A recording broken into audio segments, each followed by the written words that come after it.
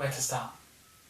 On the Bowl Hills, clear views out to Riverlyn Valley, down to Stannington and beyond, where on the 25th of December 2019 I would get down on one knee and ask the love of my life to marry me. Earlier than that.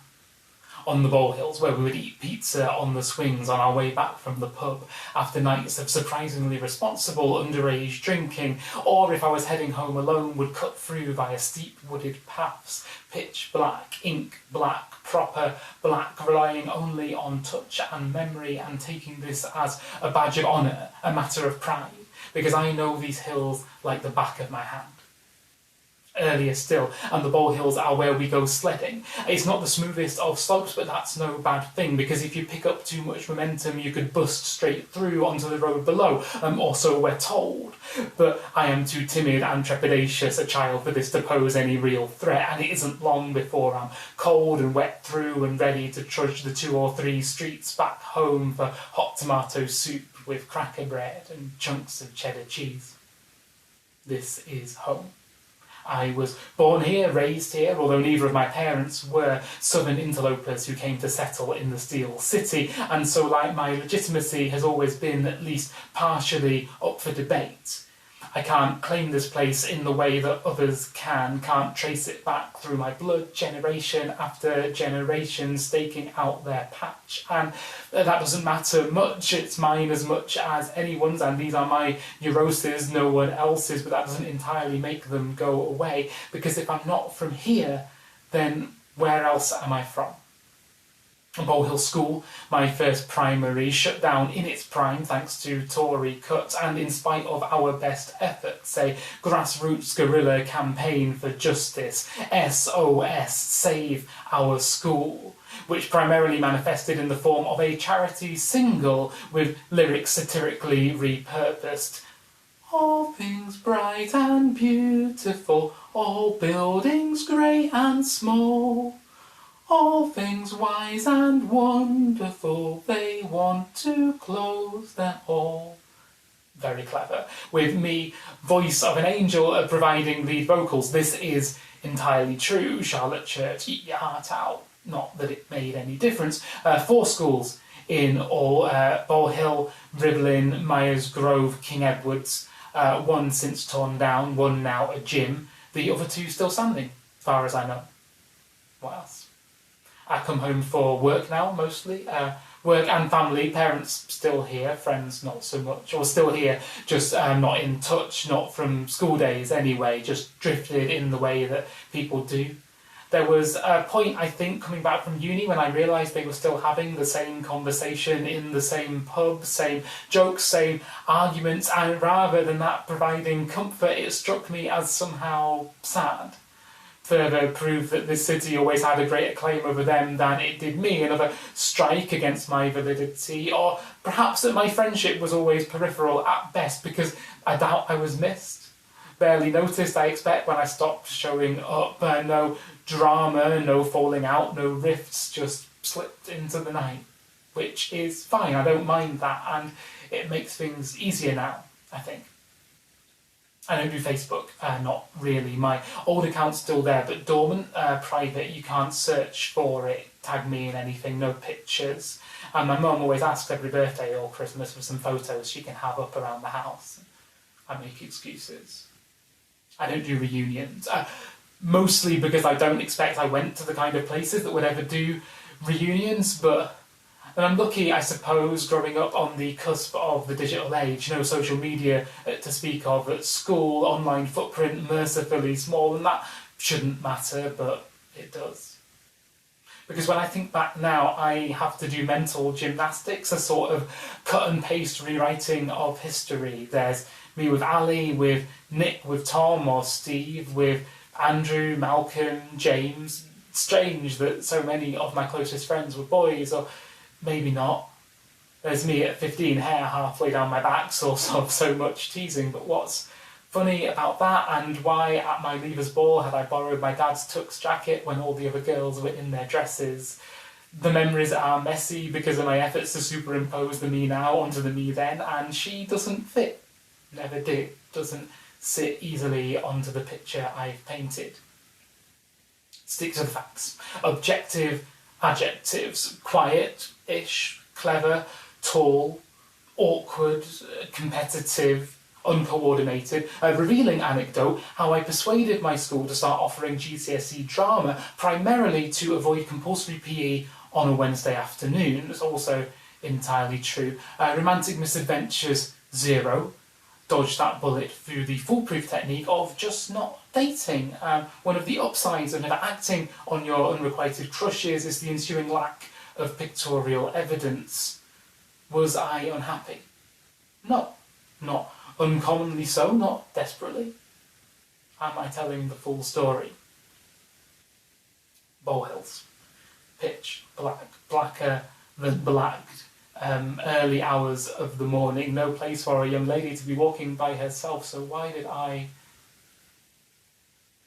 It's March 2019. I am in the foyer of the Crucible Theatre in a fancy blue dress, drinking complimentary red wine. The wine is bad, but spirits are high. It's press night, and the audience were great, and we might just have a hit.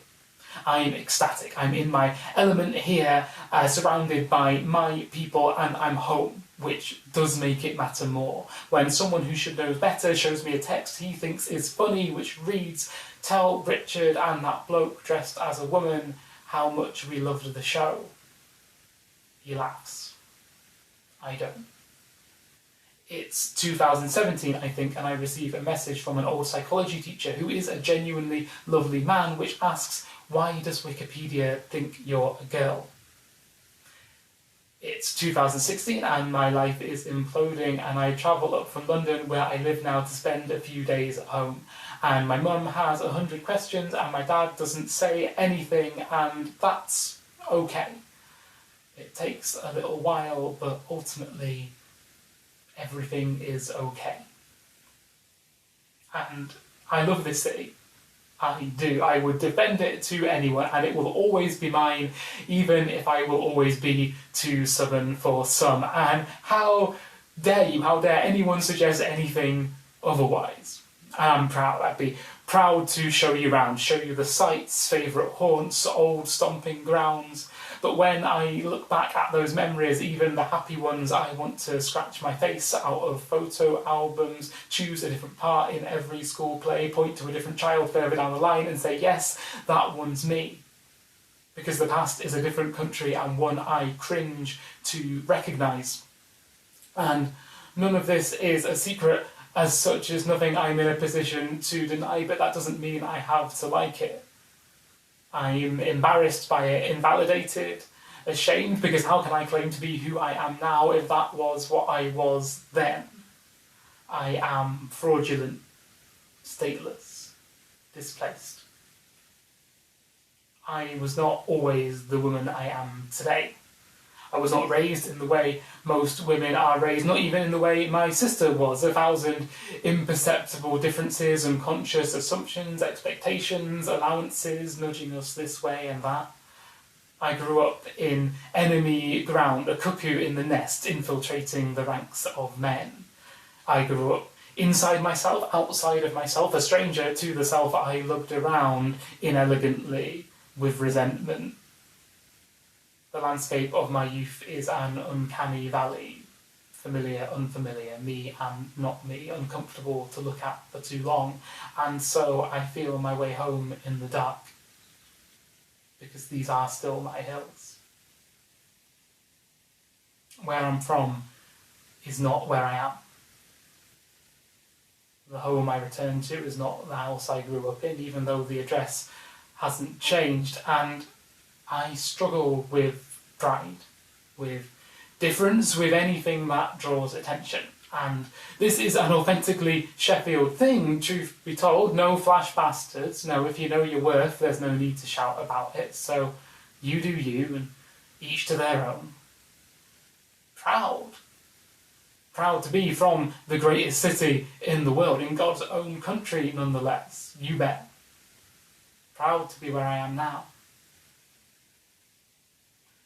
I get down on one knee on the molehills because this is where I'm from, and this is who I am, and I'm excited about where I'm heading.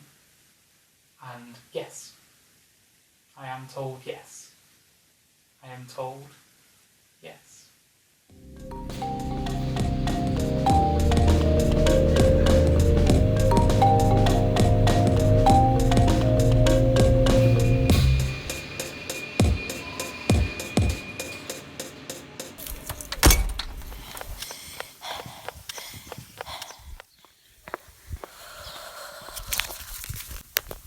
Hey. Sorry to leave the house like that. Well, you might not have... Probably haven't noticed I've gone yet, but... I just had to... I'm feeling... I don't know. I needed to get rid of this energy. I needed to get away from that question. And your face asking it. Walking helps me work out what I think. And I give no shits that this is more than the government would approve of. They can fuck off. Oh, evening! Oops, number 7 out with her daughter. Oh well. It's like the outside isn't big enough at the moment. The sky is lower and I can't get enough air in my lungs. Not helped by Shouty Dave having fires every night. But no, don't use that against me, don't, because he also lent us a drill. And he takes in our parcels when we're out. Not that we are, not now. But he still gives us a cheerio up, love, on his morning constitutional round the block. Our block. I know I couldn't answer when you asked, not straight away, but that doesn't mean I don't have lots of reasons. I just couldn't... Oh! No worries! Stray football from the twins. Oh, yeah. Thanks. Good enough to play for Blades, I reckon. Oh, and tell your Nan I've got a prescription. I'll bring it round later. Okay. Don't let me forget that. I see Kirby's made a resurgence. It's ideal, I guess. Fun at a distance. God, we used to play that for hours. Can't remember what the point of it was. You called it 2 bounds. Forgotten that. Shit, you got me being nostalgic.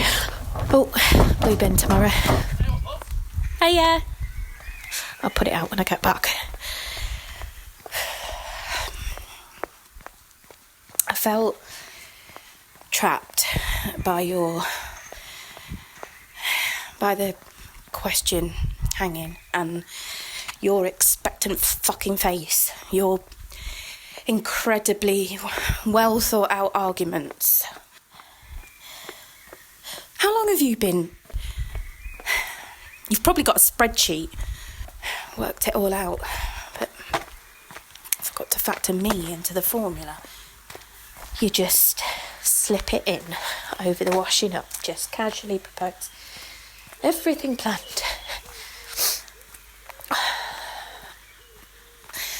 Oh, I know this is weird, sending you a voice note, but I needed to speak uninterrupted outside of those 4 walls. 4 walls that I'm very grateful for, actually. 4 walls of our home that we built together. Well, not built. Walls that aren't straight, but where I thought we were happy. We were happy. When did that change? And yeah, the skirting board in the front room's broken and, damp kitchen wall, bathroom ceiling, but fuck, carpets need cleaning, but it's all of that stuff. We'll get round to it. And, I can rationalise and reason why, but... Sorry, getting a bit out of breath up the hill. I'm just going to sit down.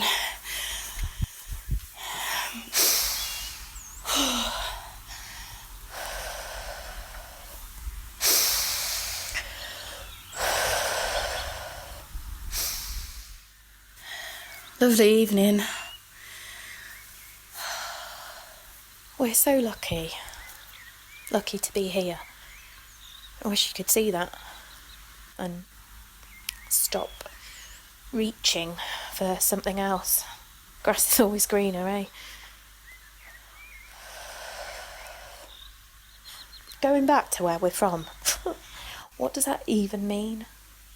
We've lived here longer than that. We're from here now. It's a bread cake, not a roll. It's tea, not dinner, unless it's lunch. It's not an alley, it's a general. It's 915, it's Nesh, it's I'll do, now then, and Geor. It's everyone calling you love. I've never felt any pride coming from Northamptonshire. Maybe it's because it's the middle of the country. Not north, not south. Well, I suppose it is south. South of Watford Gap. Woo. Southern Vowels, anyway. Glad we got rid of them. Middle England. But not the Midlands. They have roots, are shared. Middle, but no middle, you know? No heart or soul, no collective identity. Lots of individuals. Tory, mostly. Yeah, maybe that's it. Politically, I feel more at home here. And you do too. I know you do. And I could read you the tourist information. Greenest city in Europe. Music scene, you know, Meadow Hall. Well, no, not Meadow Hall, but...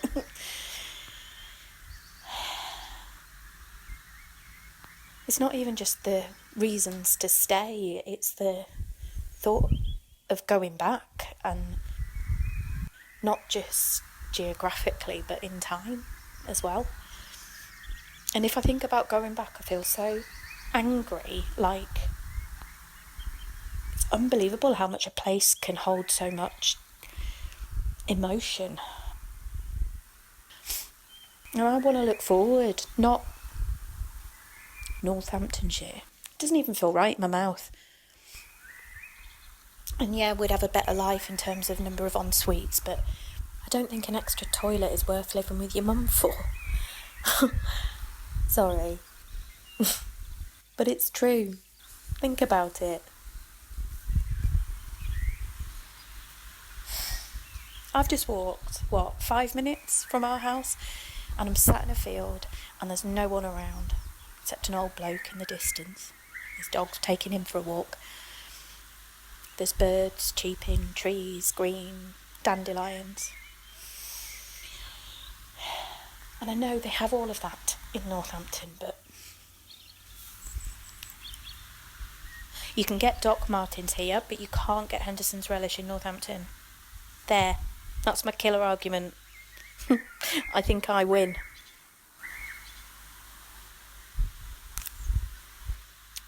Dandelions are not weeds. Not here. Here they're quite beautiful. Leaves and flowers and seeds and buds all mixed in. Carpet yellow and green. Pick a flower, piss a bed. Where did that come from?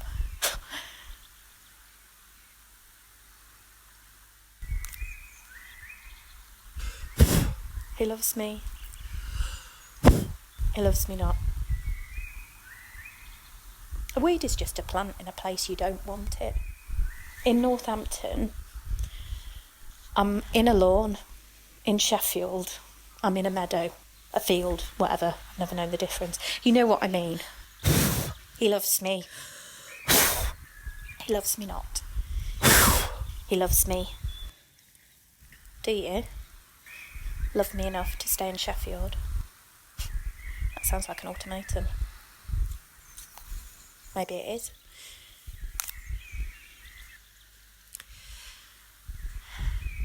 Dandelions are the only plant where every part is edible. Though I've never tried. Maybe it's the piss association. But they're healing, apparently. Used in Chinese medicine a lot. They're called earth nails. because of how deep the taproot goes. I like that. Don't know where I heard it, but I like it.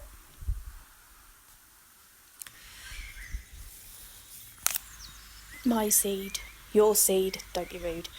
Our puffball seeds were carried, blown on the same wind, and we settled here by chance, but we chose to put down roots, and I feel our life, my earth nail, is in Sheffield. So yeah, that's my answer. I feel better for talking that out. Thank you for listening and not being able to talk back. It's helped. I'll head back now and hopefully you'll have listened by the time I get back. I really hope you understand. See you in a bit.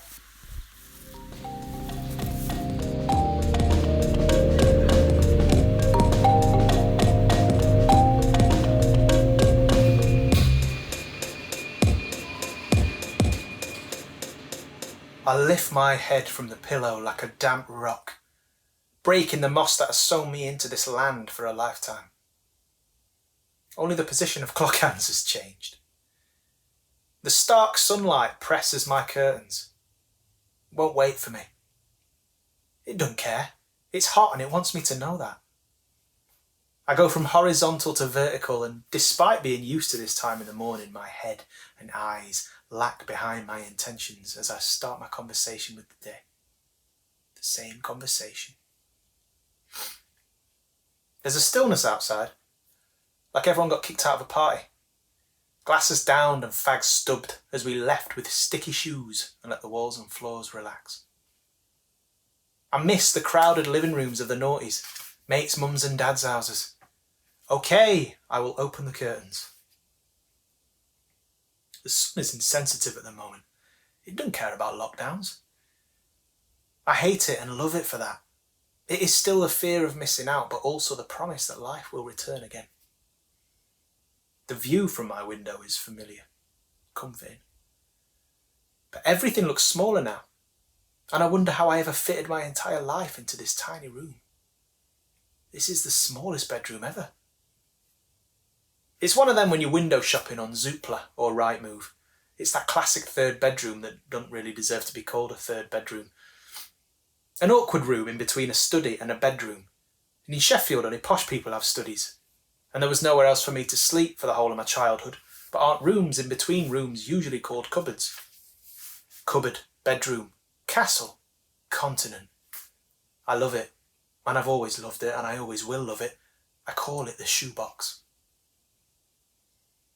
It was always just the exact size it needed to be. And this house is no mansion. In the stark market economy house price mortgage applying millennial eyes of Generation Y, it's a home, but no pile.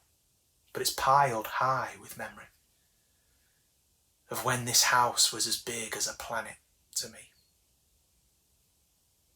The other side of the street has different coloured doors now, and the faces at the window are either new, unrecognisably old, or no longer there. Those names are written all over this street. Frank, Nellie, Dorothy, Richard, Pam, Collie, the Fawcett's and the Prendergasts. They looked out for us and after us. They gave us hot jacket potatoes and pound coins on our birthday. Came round for mince pies and mulled wine with our parents at Christmas and threw our ball back over the fence in summer. Long days spent playing two bounce on the road, shouting "Car!" when the inevitable interruption came. Vast swathes of weekends where Mum and Dad would forget what we looked like as we spent what felt like a lifetime on Lidget Park. Football matches that went on for hours with half-time breaks at tea time for beans on toast and a downed pint of orange squash. Then back out, re-energised, ready for the second half, playing into the evening. Flinney would be in net, Johnny would work his magic up front, and somehow we would find a position for John Bentlegs. The road was home. With aunties and uncles who weren't actually related to us, and grandparents by proxy who huddled around our young house from either side and kept us safe. They were neighbours in the true sense of the word, and they had our key. They watched us grow up, from games of two bounce to house parties when Mum and Dad were out, walking home from a lock-in at the club after pulling a shift on the bar, or glass collecting there before I was 18, Couldn't serve the alcohol, but I could certainly drink it after hours. Keith, the landlord down at the Crooks Working Men's Club, wasn't a stickler for protocol, or laws for that matter. He had many a blind eye, and they weren't helped by his penchant for carling and fags. But he was a gentle giant, a gentle boozy giant.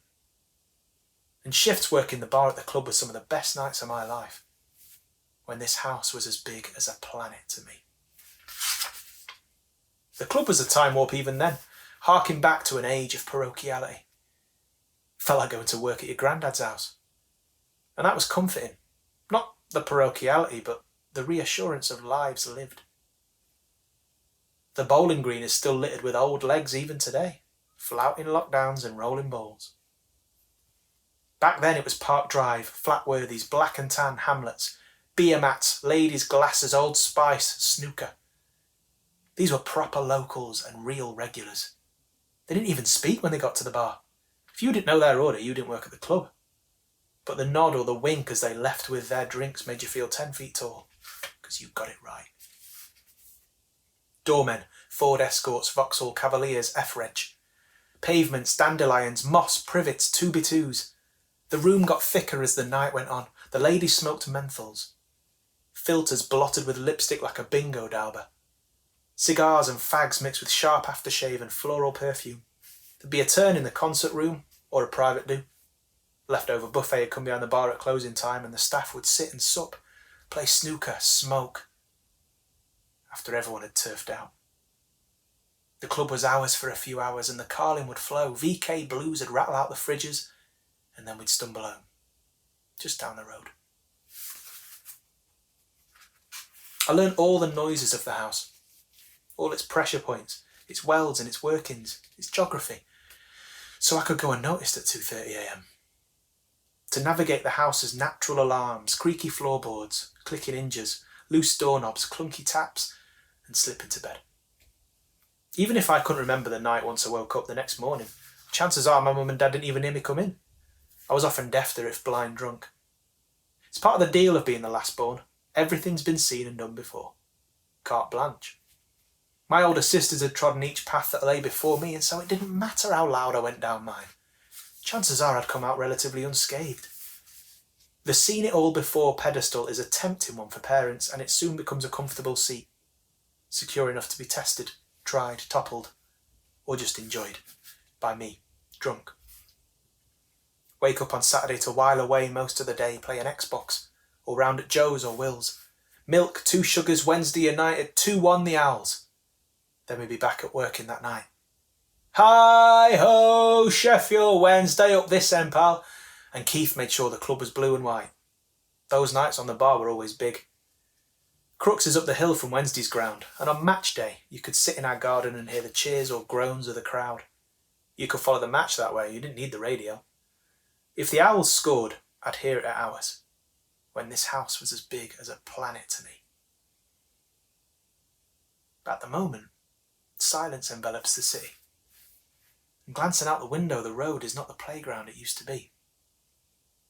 At the moment, the house is quiet and still as well. Between the bed and the wall is just enough space for me to stand. It means I'm closer to the mirror on the wall than I would like. These 4 walls are so familiar, but my big reflection against the backdrop of this tiny box room is taking some getting used to. I look old, the consequence of losing hair and gaining responsibilities. The shelves are littered with the debris of my 32 years. Crap that didn't make the cut to come with me, so it's been left in the great storage facility of life, Mum and Dad's house. Old digital cameras, books, watches, a student ID card from when I went travelling, where I've got a perfectly styled noughties mop of hair, spiky and tousled at the back, and straightened and gelled to one side at the front. It's fucking awful. I look at that photo and I try to remember that boy in this room, sleeping here more comfortably than this man now does. But ley lines have pulled me back here in this moment. And regardless of how uncomfortable this box room is, this pandemic has showed me where my safe place is. With these people, my family. And this time I brought my new life with me. When it all kicked off, I crave the safety of this house, of this room, the safety of childhood, the safety of the shoebox and the familiar view out the window, of the road, of Crook's Club round the corner, of Joe's mum's house being on the next road, or Will's mum and dad's house just down in Broomhill, and my old school being 10 minutes away. Of the shelf of old shit in my room. I crave this safety for myself, and I crave this safety for her. The person who is the reason I'm looking out of the window with a shoebox at 7:30 a.m, instead of lounging getting the lockdown lie-in. The person who I purposefully step on the creaky floorboard or click the hinge or rattle the doorknob or clunk the tap to wake up in the morning if she sleeps in, so I can spend another day getting lost in her imagination and forgetting that anything else exists. This house is as big as a planet to her. It's a planet on a different orbit to the danger and the masks and the 2-metre signs. And our family is yet to find its own planet. We're yet to lay our long-term roots somewhere and begin our orbit. We're yet to plant ourselves on a road that can become a sanctuary and a playground. A road that can become a galaxy. Where we give the neighbours our key. But if she can grow up somewhere she can feel half as safe as I felt growing up here, then that'll do for me.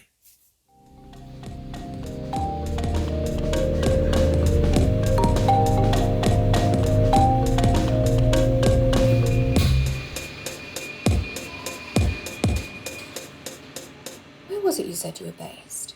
Bailey? Bailey. BD4. Is that north? Sometimes. Sorry.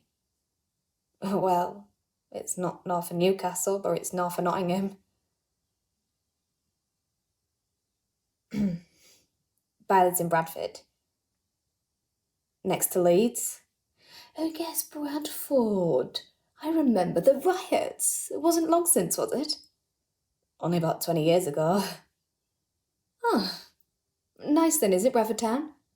It's a city. Pardon? Bradford is a city.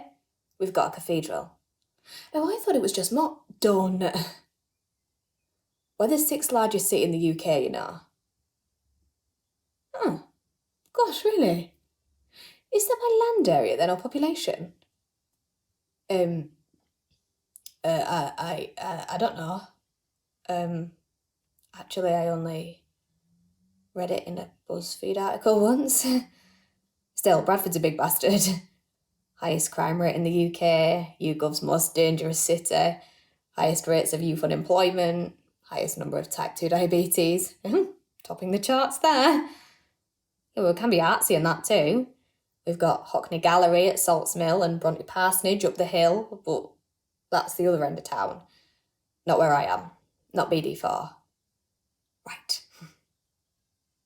Yeah, BD4's different. Why? Quad bikes rumble as they tear over turf on the field across the way. The horses are braying and someone's saying, "Fuck off, you're not welcome here with your fake 20s and thieving hands." It smells of weed near our street. Always. Chanel BD4's eau de toilette would be marijuana and ket. With undertones of spice. Yeah, lots of spice. The socially distanced drug deal, now that's performance art. They stand 2 metres apart, sizing each other up before the drop. And I watch from my window and smile, charming in a way. It's the cash they need because there's mouths to feed and I get it. Not everyone does. So you think it's a bit of a shithole then? Sometimes. Yeah. But you don't get to say that. To you, it's palatial, a place you'll learn to respect, a place where you can get gelato ice cream at 3 a.m. with a joint if you fancy. Not from the same place. Well, maybe, I've never asked. Sounds unique. Yeah. Hey, Dynamo Magician's mum did spray tans up my street. Zayn Malik's mum lives next door but one to me mate. With all the greats. Andrea Dunbar went to my school. J.B. Priestley, yeah, he's ours too. Morrison's started in Bradford. Free school meals started in Bradford. Textile trade were booming in Bradford back in the day. And then we missed out. Forgotten. Unwanted. The last in the queue for funding, investment. Because people like you get off your train from London, gawk at Town Hall and Mirrorpool and say, gosh, Bradford has a lot to offer, doesn't it? I think it does. It definitely has a lot to offer us. What? No. Don't. Don't start telling your mates you met some lass from Bradford. Don't fucking dare put the T's back in Buttershaw. Because they're the sort that correct me for saying wapping, not whopping, so they can sure as hell get our names right too. And don't believe the shit you read in them tack as fuck magazines about the grimmest place in the UK till you've sat and had a beauty curry with a naan and a drink for £8. Don't start watching footage of burnt out cars, stray dogs and smashed windows in heartfelt doc films about poor folk. That's not the full picture, you know. The issue is that now everyone wants a slice. Everyone wants that genuine voice from the places untapped, places trapped under the tinted glass ceiling, and here I am. But most of the time I choose to hide the dodgy stories from the place I reside, because the first time might be funny, and you'll all have a laugh, before you say, oh, people don't really live like that. Yeah, but then I get sick of being the brunt of your joke, and I don't give a shit that it's suddenly woke to take pity on us. We're not your poverty porn. This is reality. Don't ask me to hate it or slate it, because I won't. Stop your impressions and endless assumptions. Just listen. We're not flat caps and whippets, not round here. In BD4, we are knock-off Adidas, football cards, manicures, trackies and pigeons, a guy up the road selling 2 chickens, and a guaranteed lock-in in a pub sticking 2 fingers up to the smoking ban. Yeah, see, the things I call culture may be different to yours, but different's great. European City of Culture 2008. Yeah, we didn't win, but we were in the running. That counts. Bradford. It's like a subspecies of Yorkshire. And BD4? Yeah, that's a subspecies too. A world on its own. My comfort zone. Home. You know, in a way I'm smug, because we don't want to be like them or you, face in armpits on your humid tube. 6:20 bus, once an hour, that'll do. Bradford could be the new Shoreditch, they said. £5 for a coffee, are you off your head? Nah, Nescafe Gold's good enough, for us, thanks. And no one gets to choose when we're cool and not cool, because you might say that poverty's trendy now, but it's all on your terms, innit? Day drinking's not trashy if you're a bit middle classy, but a bottle of Glen's before 2 p.m, that's skanky. Because it's us. But BD4 is what it is. No filter, no false promises, no lies, and yeah, it's a bit shit. But it's mine. That paint you a nice little picture, eh? It certainly does. Good. So, shall I talk to you about my ideas then? Oh, I've heard enough. Oh, right. Sure. Fine. I'll send the contract to your agent, shall I? What? We'd love to work with you. Yeah, but you didn't even... Oh, yeah. The quarter. Sorry, love, but I'm no one's token. I know. I'm listening. Oh.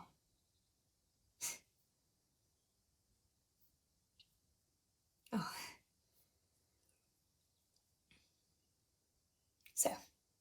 What will you do now? Are you staying for a few days? No, straight back. Getting to Leeds at 2:37am, then £10 taxi on from there. Goodness, sounds exhausting. Yeah. But nothing beats your own bed, does it? Nothing beats BD4.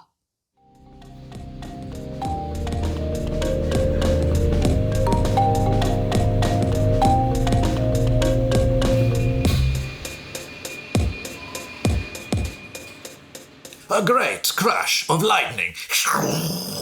The creak of a door. The cry of a wild animal of some sort. Fox noise! It's weird when you're not here. Home alone, first few days I use every pan, plate and mug in the flat, despite eating mostly crisps.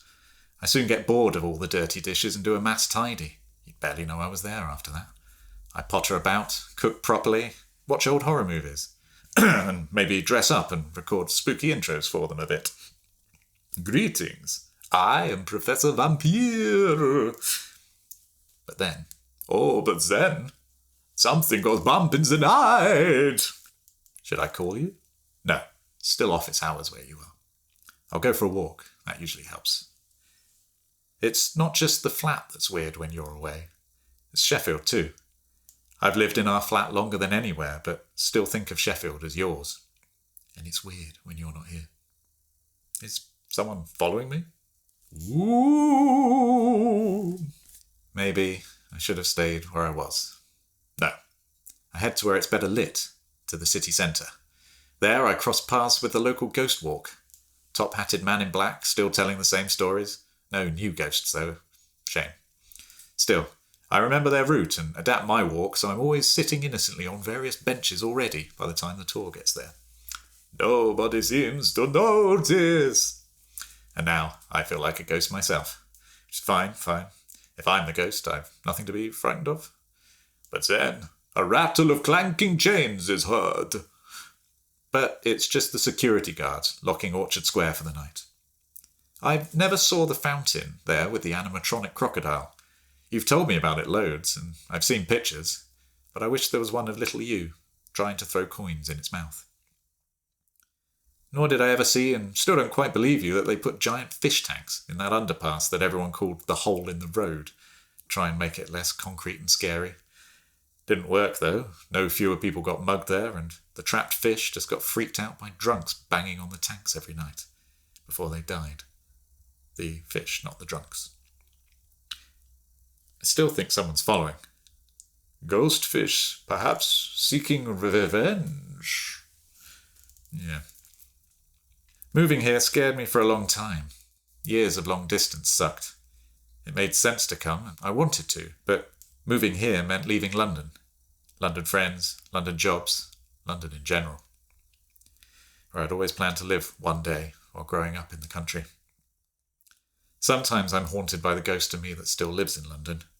FOMO. I wonder if that's what ghosts really are. So, I decide to do my own ghost walk. There are always new ghosts.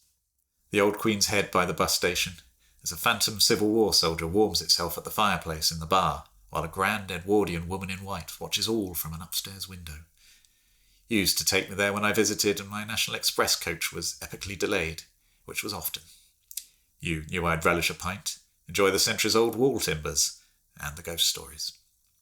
I walk up Norfolk Row, where the Wicker Herbalist used to be. Early days for us, it had that little cafe upstairs that was the only place not a Starbucks, where we could get dairy-free fancy coffees. Downstairs, the chemist had a ghost who knocked over whatever pills or prescriptions it thought customers needed. It's a travel agent's now. You think the ghost helps recommend holiday destinations? Or maybe it's moved on and gone on a journey of its own. It's the Graduate on Surrey Street, where a woman in black this time strides through the pub kitchen at knee height from where the floor level used to be. I met up there loads after front of house shifts at the Lyceum. And there's the Lyceum itself, with 3 theatrical ghosts of its own. Scariest time I ever had there was when we couldn't get a bunch of drunk women to shush during a performance of Ghost the Musical. Remember I told you how one of them punched me in the back and called me a Nazi? I just found a TripAdvisor review from that night. Audience member was rightly pissed off, but still gave the place 4 stars. Bless him. I'll send you the link. I'm going to walk home tonight. It's uphill, but the thought of a bus driver treating me like a ghost as standard customer service is a bit much after a few days on my own. I head up Division Street. It's already nicely rowdy. Streets already paved with chips. Back when I was just a visitor, all our favourite haunts were along here, but I can never remember its name, so just dubbed it Lovely Street. It was a balance, though. Could a single street of lovely really make up for all of London, where I'd always planned to live, until I met you? That's when I see him, the ghost of me who's still only a visitor here. He turns to face me, the ghost of all London at his back, London friends, jobs, in general. I'm surrounded. Fearful London FOMO ghost stares me down. As long as I live in Sheffield, he'll always visit. He tries to scare me, but I feel an urge to hug him tight. So I do, and I feel him turn a different kind of fearful. It's then I realise all the local ghosts from my walk fell in line behind me as I wandered around their city. They've come to see all my ghosts, and they are everywhere. 15 years worth now. Ghosts of me heading home from day jobs, on my way to evening shifts at cinemas and theatres, out for boozy book clubs or board game sessions. The ghosts of other lovely streets are there too, even though I still suck at street names. Ghosts of Sheffield friends, Sheffield jobs, Sheffield in general. FOMO ghost is now surrounded. And just a tourist. I live here, mate. We all do. Home advantage. I let him go, and so he's gone. Him and London. Not gone, though. I mean, I know exactly where they are to visit. Just then, the real ghost walk narrates its way past, probably hearing about the ghostly old gent who haunts the West 1 laundry rooms. Their tour doesn't see any of my lot. They just pass that jeweller's with the blue walls, where I see one more apparition of me. He's 29 and tipsy, obviously, ambling back from after-work drinks somewhere. He treads in spilled ketchup, which stops him, and he catches his reflection in the nearest window and sees what's inside. Engagement rings.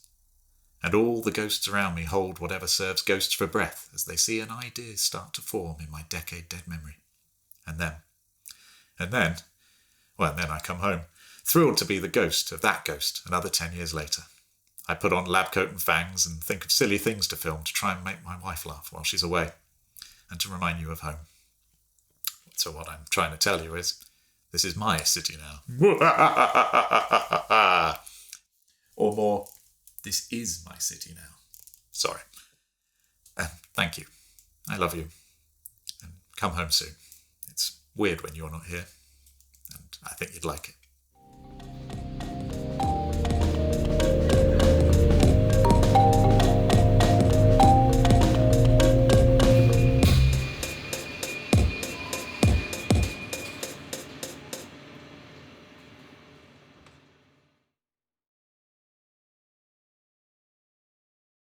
Okay. Shit. I can't believe I'm doing this. It's fresh outside. I'm hovering by the door because it's just been a while. And I'm excited. Nope, I think I'm nervous. The sun's going down now, shadows are getting longer. I let my eyes adjust. It's spring, so it's a good time to start something new, and I think I'm ready now. I look around and I notice my plants are looking sad. They're flowerless, frumpy, their leaves are browning. I should probably water them more often. Deep breaths. This whole garden's a shithole. It's shared by the building. At last count there were 7 people and 2 cats, but no one sits outside. There are 7 bins and 1 strange barrel thing for compost, 2 abandoned tubs with decaying somethings clawing out of them, 1 bird feeder, which is usually full, and Leave the house. it's unkempt. That's the word. Eccentric. English. Quite beautiful in its own way, really. Trees and wildflowers, daisies, dandelions, winding weeds. It's like living in some kind of forgotten park. Just go. The sky is an odd shade of blue. It's like holidays and lemonade. But I'm not longing, as I once might have done. I actually feel blessed to have landed in my own home. I've been rediscovering, you know? I like hearing dads sing to their children. And these runners go by here, and they sweat and glisten. They're just radiant. Their breathing's divine. I'm feeling a bit high. Shut up, you haven't left the house all week. You don't want to keep your new Prince Charming waiting. Deep breaths. Maladjusted, it's apparent. I feel my heart creep up inside my throat as I shut the gate behind me.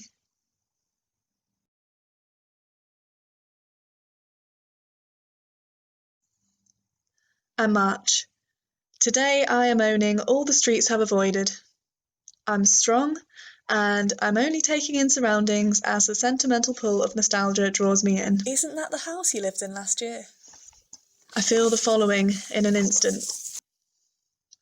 The heat through that side window, my lemon plant flowering, many more flowers than it has now, my boyfriend at that time, his beard, the angle of the bed against the attic room wall, the crack in the window letting in whistles and howls, the scratching tree branches snapping at the roof tiles above my head, the landlady, her poise and kindness to others, how I once brought back a baby bird that was on the road outside. She kept it in the garden as we looked at what was best to do. The unpainted kitchen, the stains on the floor, the rattle in the washing machine, the heaving shelves of unused crockery. I'm still surprised nothing broke. The stolen whiskey of the unseen flatmate, the egg smells, the gone-off milk, the recycling that never actually got recycled, the strange fusty smell of the long draped curtains, the sticky fingerprinted glass banister, that one window that would never open, that one door that would never shut, the infuriating buzz of every single light bulb, the late night chats with my ex-hairdressing next door neighbour, the sadness, the loneliness, the simplicity of it all. All of this in an instant. One pang. Acupuncture to the heart. This was a home. I recall the face of a man and the body of another.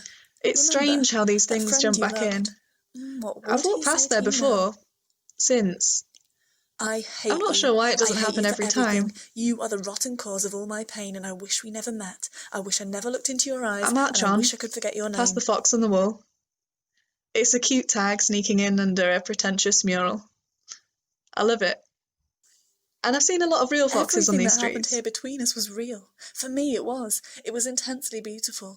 And it's only now with hindsight that I can fully understand Onwards, the events and the past enormity the of the stream. evil, evil things you did. He and I And now once you're stood there doing watching this. ducks. And there was a rat. We were unsure about each other's company then. Or too sure.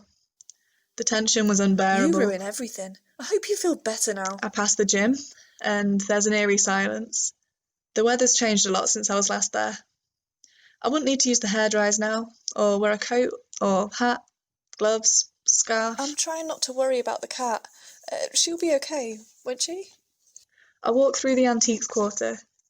There's always, weird little trinkets in the windows. Overpriced crap. You know you hate it. Smells like old people. Streets wind endlessly, path upon path. We'll just check on her after. Spaces, sharing shade, sculpting stories. Yeah, we know. All ghosts walk here. The They're streets are probably so laughing at quiet you. now. Kinda lonely. What happened about the other cat? The intruder? I feel sick.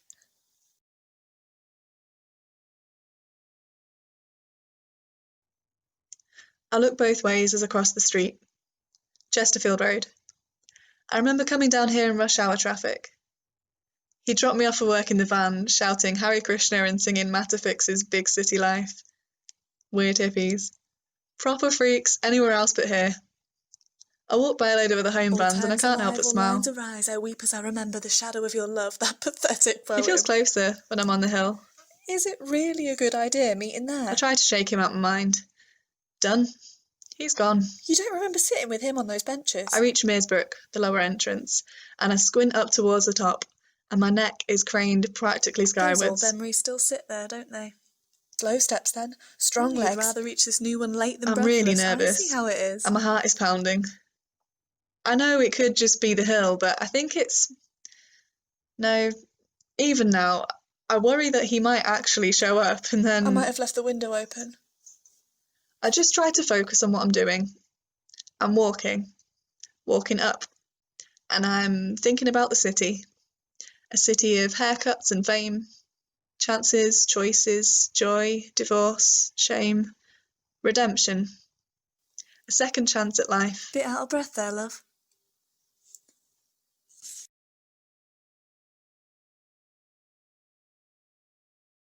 This hill really is a bastard. I paused for a moment and I watched some of the watchers looking out at the Very view. meta, watching watchers, a I profound look around, distraction from your own and awareness. rising from industry rubble, more industry, hipster factories. Yeah, pretending to like brutalism, very cool. I I definitely left the see window open. a little white dog with black patches on his ears jump wild with excitement after a pink bouncy ball. Building a collection of observational patterns isn't going to help in any way. I Those little see obsessions a are sneaking fat in again. man propped up against the hillside, and he watches the dog while he puffs and pants. You can almost see the heat rising, emanating in cartoonish wobbles from his You person. can't even get to the bench at the top, can you? Can't do it. Maybe that's okay. It's cute, actually. I count Did you one really mosque think you were and ready? about 5 But doing all churches, this will give you some closure. though I reckon there's more squirreled away in the crevices, Hat crevices. and the hospital looms ominously. It's the city headstone, a big ugly block reminding us of our mortality. Your sweet, sweet destiny. The houses are the only nice buildings. All those higgledy-piggledy bricks weaving inside out and upside down.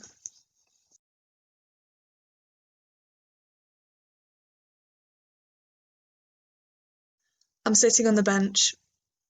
I remember now. Feeling like it was our bench. You fucked it. No, I'm glad I'm here doing this, I think. But I just can't help feel like something's missing. No, what else? Fucking knew it. I wait. And as I do, I let my eyes drift over the city skyline. And my mind Able to come to wanders. terms with what you are. Some days I'm convinced of my wickedness and you were a prison. Sprawling walls, a sheer dome over treetops. I understand you are some kind of mother. You cradle your creativity, birthing children of chaos running wild in the valleys and rolling down moss banks. We love every inch of your curves, your peaks, your edgy. This is not a town of the mundane.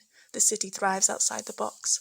Crafters, makers, climbing higher than anyone. Enough romanticising. It's late now. Look at you. Look, I'm not going mad, but I just don't want to be here anymore. My mind delves into several other moments he and I shared. I want to go home. stole. I feel exposed. Yes, well done, you made it. But you know no one's showing up. I try to relax and smile, move on. But I know he's gone. This place is much more than he ever was. I give a nod to a passing old woman with bright orange hair. Her teeth are gleaming. She's outrageous. I'm waiting. Knew it. She's angry now. Why does it keep coming back to him? Why him and why here? The city's alive and burns bright, but without him... I hate that he shook me, and I hate that I'm so late to see it all. I loved you. I know I was in love from the moment we met. I am here for love, and for love alone I remain. The instant our eyes locked, I knew. My soul felt it. Bright spring petals bursting from the centre of my heart. How could eyes so cool and clear promise such deep warmth? I forgot the scarf. Fuck. The scarf. Maybe they won't see They're not coming. This has stopped feeling like a good idea. I might just go. Wait, is that them over there? Oh, fuck, it is as well. Fuck. They actually showed up. Smile then, idiot. Fuck. Stop.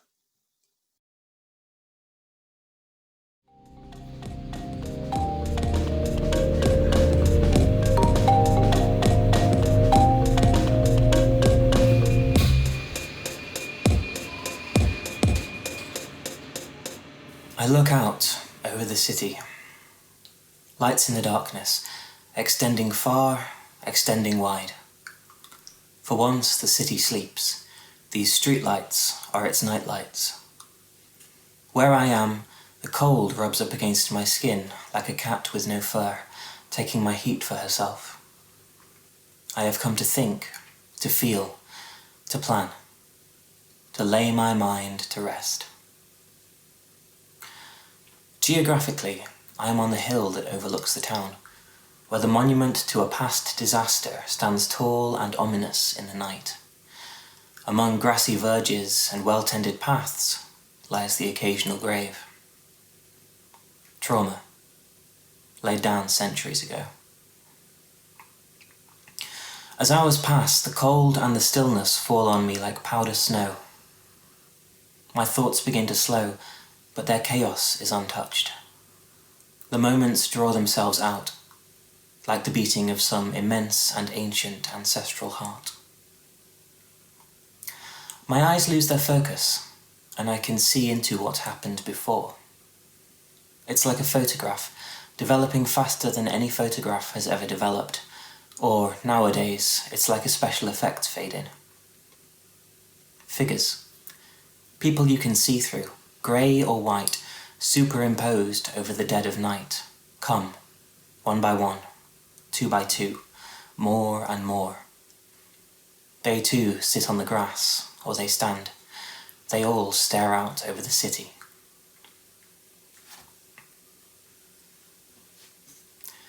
Here I am, with the ghosts of people who at some point made their way up onto this hill. In my head we talk. I listen. We commune. The story from back then, from every one of the back thens, is much as the story is today. Long, long hours of work, and everyone with their problems. Not enough sleep. It is cold. I can feel the cold nuzzling at me, wanting to be fed, wanting to be held, wanting attention. But still, I sit. The past needs to be heard, and I am nothing but ears. The oldest are not speaking a language I understand, and their wants and their needs and their fears seem alien, if only at first. Understanding dawns in the night, or perhaps understanding's oversensitive little brother, empathy, dawns in the night. The old ones fear change. They have only ever known this particular suffering that has been their lot since birth. Their little lives seem wound up in a telling, like clockwork.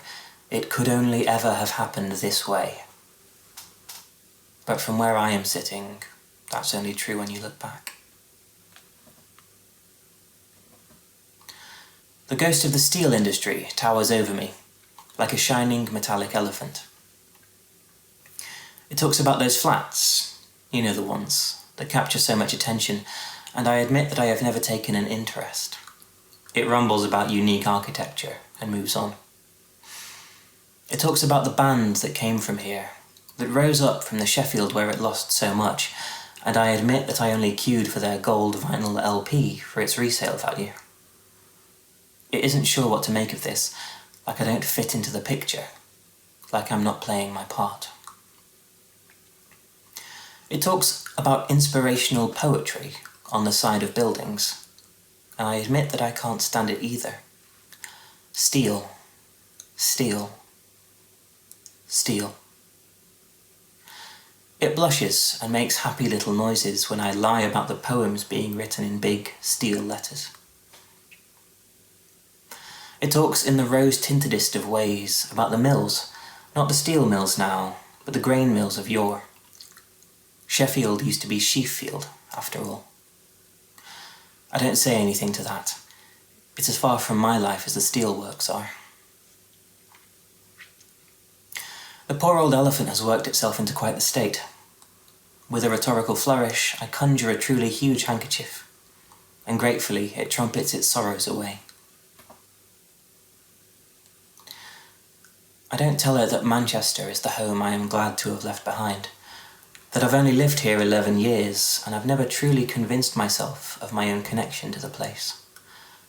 Some days I walk the streets and feel as much an outsider as ever. I move around. The grass is lovely, if cold, under my bare feet. My circulation rises reluctantly, blood warming those parts of me that have most embraced the chill of the night. At this rate, I will be ice before I have heard them all speak.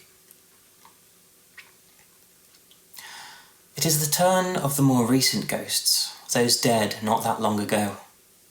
The pain is fresher, the wounds are healing still. A small woman, wearing one of those heartbreaking smiles. She is the same age as my grandmother, but she tells the story of when she was younger. The endless rain of that grey day blasted into her memory like a cattle brand on flesh, when she heard a knocking at her front door, and knew that she was the latest in a near endless line of mothers to learn that her son would never be coming home. A straight couple, in their 30s, arguing even unto death. Every line of their story is picked clean, and I feel the hunger and the strife that came with the windswept desolation of the picket lines. The truth, which bubbles molten under the skin of Sheffield's steel legacy. The chill seems almost to reach into my bloodstream now, my heart pumping ice around my body as I listen on. I cannot stop now, would not stop now. I shall not stop now, I think, and give myself a small and fleeting smile. A young man with a burdened and handsome smile, his form marked with illness, shares with me his liquid terror, and it pours down my throat like burning oil. Of which of his beloved friends, which of the people he loves most in the world, will be the next to drop dead from AIDS? A woman born here, in the city of sanctuary, tells me of waking into a city of sanctuary that has chosen to leave, and of feeling the hate crime rise like a boiling pot. It is a sudden and searing agony, like a kitchen knife plunged in the back. A man who lived through until what seems like yesterday tells me of decades of poverty, rough and hard enough to grind your bones to dust, sown unseen between fountains and high-rise flats. I am on the ground now, on my back, and the icy dew that has formed on the grass could almost be blood, seeping up through the surface to drag us all down to hell. My head spins. If anything, it is louder than when I first sat down on the grass. Fear, hunger, rage, grief, pain. 10,000 small tragedies, not one inevitable, each the result of the casual cruelty of this world, this nation, this town. Almost like I am sinking down into the ground, the words come to me. This whole place is built on death. The shades that surround me fall silent. Through tears I see spectral faces turn towards me, stare down at me. The realization comes slowly. It is my turn to speak. I could open my mouth to let my pain tumble out, join theirs. It's in good company. There's a quiet power to shared pain, like linking hands or making love. I lie there, on the sodden precipice of indecision, the heat of my body sapping away into the endless ground beneath me, to join the blood and the bones and the loss. I begin to speak. I tell them about the blossoms that grow on the trees. Some of them, anyway, in the summertime. That perfect shade of pink. About when autumn blankets the ground in gold, red, orange, yellow, and the sound of dead leaves crunching underfoot. They know this. They smile. I tell them about being called love by the guy behind the cafe counter. About the unspoken oath at the bar, though everyone is served in the order they arrived. About waiting at the door of the bus for the people who've been at the stop longer to get on. This too they remember, from the Great War to yesterday. I take an instant to wonder if they were doing the same when they spoke to me, each waiting for those from before to finish. I tell them about the man who wanders around the city centre some days with a trolley, selling things to raise money for some admirable cause that I cannot remember. There have always been causes worth fighting for. This I can see on their faces, as insubstantial and alien and human as they are. I tell them about the light shining off the River Don, rippling and gleaming in the sun. A few pairs of hands clasp in happy recognition, nodding, smiling. I have an audience. It's warming. I tell them about holding my friend close as he cried his eyes out and feeling his tears soaking into my shirt. About the 3 a.m. realizations of how my heart works, lying awake much as I am now. Being there, in the bar, on the sofa, in the bed, with someone sharing the worst thing that's ever happened to them, and feeling blessed to share it with them, and hold them in my heart. I look around and see the ghosts torn, sundered.